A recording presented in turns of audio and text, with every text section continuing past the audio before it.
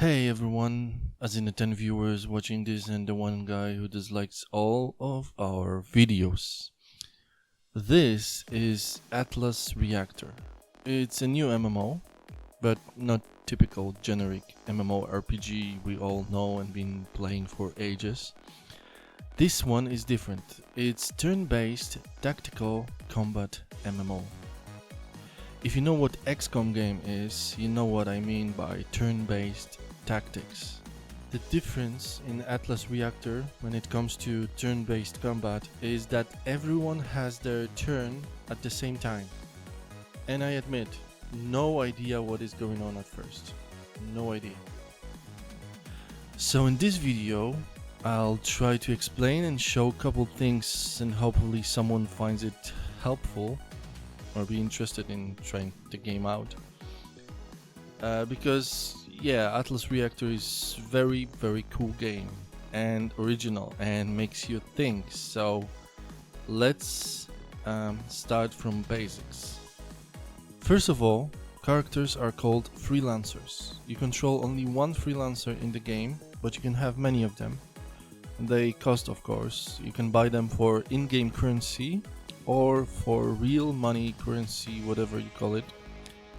Freelancers represent three basic classes: firepower, frontline, and support. Firepower is basically range class, aka nuker. Frontline is close combat, tanker, that type of class. And support is of course buff and healing class. Despite of three basic classes, every freelancer represents different style of play.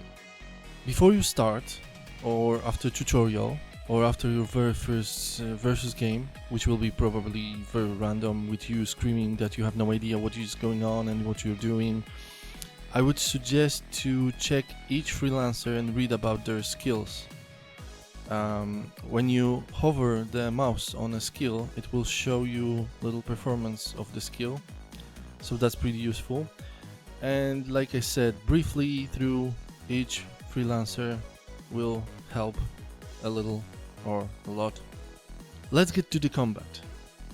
Like I said, at first it may feel like total chaos, so you have to be fast and focused.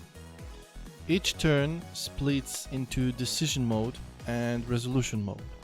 Decision mode is when you plan your actions for each phase of the resolution mode. The phases of the resolution mode are prep phase, which is preparation phase. In prep phase, all the actions like buffs and shields happen. Also, aiming and pre-launching of rockets, which will hit either in the next turn or in the blast phase. After prep phase, it's time for dash phase, which triggers all the escaping and dashing from enemies' line of fire. And then, finally, blast phase has its time to shine, which is obviously all the shooting, punching, and damaging in general. Lastly, move phase kicks in, and all the planned earlier movement has its place.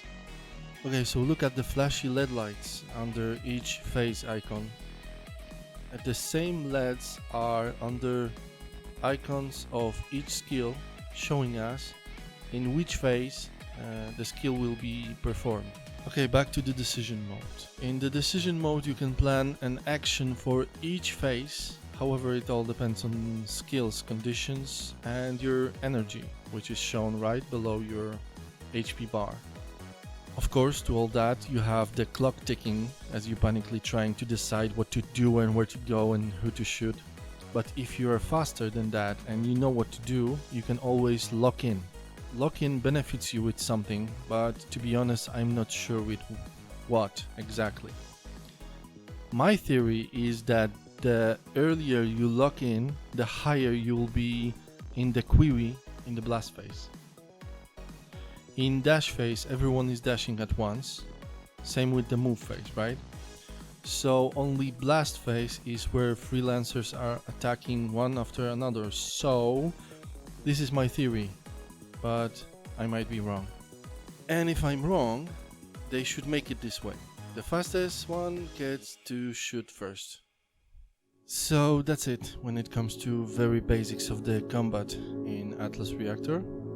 I have prepared gameplay videos in which I play versus mode with 3 of my favorite freelancers, one of each class, and I'm trying to explain what is going on the battlefield.